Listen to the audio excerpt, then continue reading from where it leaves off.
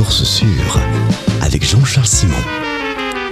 Mais bonjour Jean-Charles Simon. Philippe. Comment ça va aujourd'hui ? Écoutez, je vais vous surprendre, mais en ce lundi matin, je me sens étonnamment heureux et même soulagé. Tiens.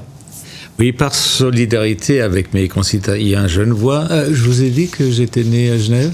Non. Non, je vous demande ça parce que j'ai déjà pas l'accent, alors on me demande souvent d'où je viens. Ah ouais, alors non, ayez crainte. On sent dans votre assurance et votre conscience de supériorité que vous êtes un natif de Genève. Eh bien, vous me rassurez.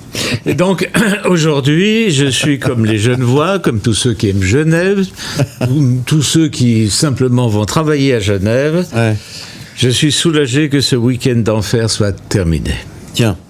Oui, la gare de Cornavin est de nouveau en service. Ah. Le plus grand centre de commande informatisé des CFF est en place.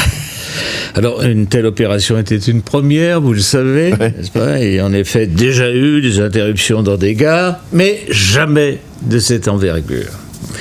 Mais ça s'est merveilleusement bien passé, grâce à un important dispositif de substitution. Bon, la date d'abord avait été judicieusement choisie par les CFF, parce qu'avec la tempête qui nous était tombée dessus 2 jours avant, de toute façon, ça aurait été le bordel. C'est ça. Là, au moins, les CFF avaient une bonne excuse. Clairement. Et puis, en plus, il faisait froid, on n'avait aucune envie d'aller prendre le train pour se balader avec cette fricasse. C'est vrai. Bon, le seul souci, c'était l'accès à Cointrin. Évidemment, pour les irresponsables climatiques qui avaient encore l'inconscience coupable de vouloir prendre l'avion. Alors là, je dois dire que les CFF avaient tout prévu. Pour l'aéroport, les trains se sont arrêtés à Nyon et un bus direct a pris en charge les voyageurs. Et puis ceux en provenance de Haute-Savoie, d'Annemasse, ont pu prendre l'élément express jusqu'à Lancy-Pont-Rouge, puis le tram 15 jusqu'à Cornavin, et enfin, évidemment, le bus 5 jusqu'à Cointrin. Voilà.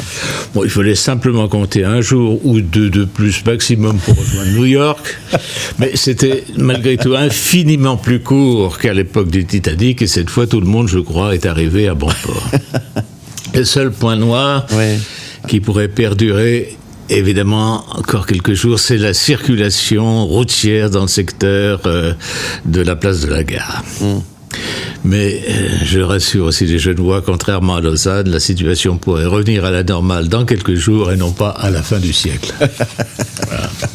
Merci Jean-Charles Simon. Une toute petite, parce qu'on est méga... Alors, oui, très bien.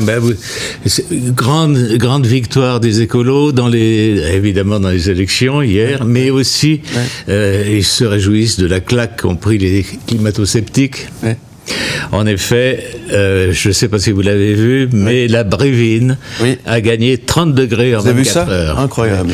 Donc là, après de nier encore l'augmentation du réchauffement climatique, ça me paraît difficile.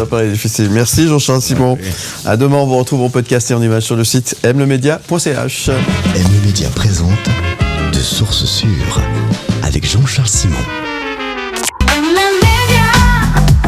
Bien plus qu'un média.